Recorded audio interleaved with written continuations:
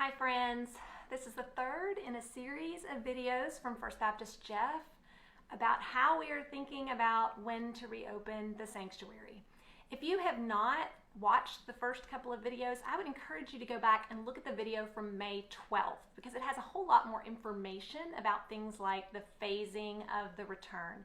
And today's video is just going to update us on the data.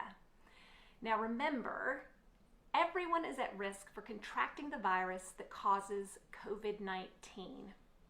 Some people are at higher risk for developing complications from the illness. People who are over the age of 65, people with compromised immune systems, and people with underlying health conditions like heart disease and diabetes. But no matter your age or health status, you can contract the virus and you can spread the virus. And that's why we're being so cautious about reopening the facility. As a reminder, we are monitoring information that corresponds to public health benchmarks set by the federal government. We're looking for a downward trajectory of documented cases within a 14-day period, or a downward trajectory of positive tests as a percent of total tests within a 14-day period, assuming a flat or increasing volume of tests, and that's going to come up in today's data. We're following information from the Tennessee Department of Health, and so we're going to look first at active cases. Active cases are ones that have been confirmed by a diagnostic test for the virus that causes COVID-19 and have not yet recovered. So this graph has more information than the ones I've shown you in the last two videos. The Church Advisory Council wanted us to dig into the data a little more, and that's what Ken Morton is helping us to do here.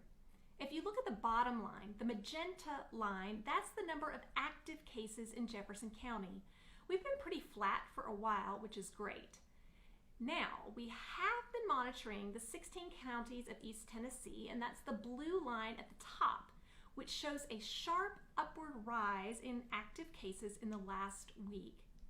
We also wanted to narrow in on just Jefferson County and the 5 adjacent counties to see if that gives us a truer picture of things for us. And that's the second line down, the orange line. But as you can see, it mirrors the larger East Tennessee pattern. And the whole thing is really driven by those Knox County numbers, which are represented by the green line. The other measure we're looking at is the percentage of positive tests. The graph on the left shows the number of tests being performed in the 16 counties of East Tennessee. The orange line is helpful because it shows the trajectory, evening out those daily spikes. And I want you to notice that this line is fairly flat, verging on descending. And what this tells us is that all the other numbers are not as helpful, because if we're not testing as much as we should, then we really can't know the full extent of the virus's spread. The graph on the right shows us the percentage of tests that are positive, and that is trending upward, although still under 4%. As some of our neighbor churches begin to reopen, I know it's frustrating that we are still worshiping online. But the staff and Church Advisory Council are committed to following the scientific data and determining whether it's safe to reopen. And by that data right now, it just isn't safe. So we are using this time wisely to plan for the reopening and to find out more about best practices for faith communities as we reopen. In the meantime, please keep calling, video chatting, texting, sending cards, and worshiping with us on Facebook or YouTube. Soon, I hope we will be able to see each other face to face. Beginning next week, I will be available on the porch from 10 a.m. to 1 p.m. on Mondays for our Pastor on the Portico. And that's just a time for you to drop by. We can pray together or we can just chat, whatever you are needing. And I'm really looking forward to seeing some of you there. You can call the church office to make an appointment, or you can just drop by. If you drive by and there's nobody there, come on, sit down, have a chat with me, and we'll keep all the necessary precautions in mind.